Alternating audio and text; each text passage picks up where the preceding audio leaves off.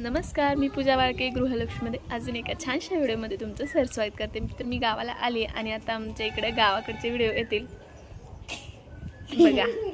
बच्चे पार्टीची नुसती धम्माल चालली आहे, सुट्ट्या आहेत त्यामुळे. तर नक्की व्हिडिओ कंटिन्यू करा. आता थोडे व्हिडिओ गावाकडचे येतील.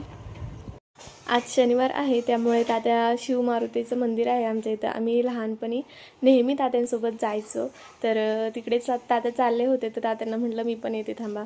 तर सकाळ सकाळ आम्ही छान असा व्ह्यू आहे आणि सकाळ सकाळ आम्ही इथे दर्शनासाठी आलो. हे झाड खूप म्हणजे खूप मोठं आहे आणि त्या झाडाखाली असं छान छोटंसं मंदिर आहे. तर खूप असं म्हणजे शेतात आहे त्यामुळे खूप छान वाटतं. तर आमचं दर्शन वगैरे झालं आणि हे आमचे तात्या. तिथे एका ताईंनी प्रसादासाठी खूप छान अशी गव्हाची खीर बनवून आणली होती. तर ती पण आम्ही तिथे बसूनच खाल्ली.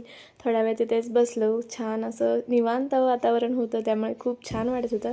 आणि येताना मग तिथे जे स्वामी होते तर त्यांनी मला ही फूल आणि नारळ दिलं आणि मग आम्ही घरी निघालो. तर खूप असं म्हणजे फ्रेश वाटलं. सकाळ सकाळ असं देवाचं दर्शन वगैरे झालं तर खूप छान वाटत होतं. सूर्य किती सुंदर दिसतोय बघा. तर नंतर मग मी आल्यावर आमच्या शेजारच्या वहिनीने मला चहा प्यायला बोलवलं होतं तर तिथे गेले आणि इकडे कर्नाटकमध्ये अशा पातळ पातळ भाकरी करतात. तर म्हणलं चला तुम्हाला दाखवूया की कशा करतात काय. तर एकदम असे मोठं असं एक फरशीचंच असं म्हणजे गोल पोळपाट बनवून घेतलेलं आहे यांनी आणि त्याच्यावरच इतक्या पातळ भाकरी असतात ना.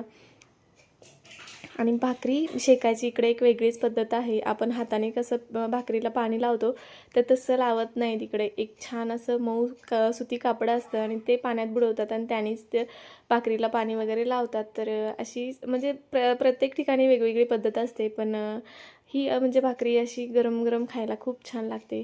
शेंगदाण्याची चटणी, तेल आणि ही भाकरी खरंच. मी लहानपणापासून इथेच वाढलेली वगैरे आहे त्यामुळं मला इथल्या गोष्टी इथल्या म्हणजे खाद्यपदार्थ वगैरे खूप आवडतात. तर चला चहाला आता चहा पिऊन घेते आणि नंतर मग घरी वगैरे पण जायचं आहे. चला तर मग असाच एक छानसा व्हिडिओ घेऊन मी परत हजर राहीन. तोपर्यंत सर्वांना श्री गुरुदेव दत्त आणि बाय बाय. आणि हो, तुम्हाला गावाकडचे व्हिडिओ कसे वाटतात तेही नक्की सांगा.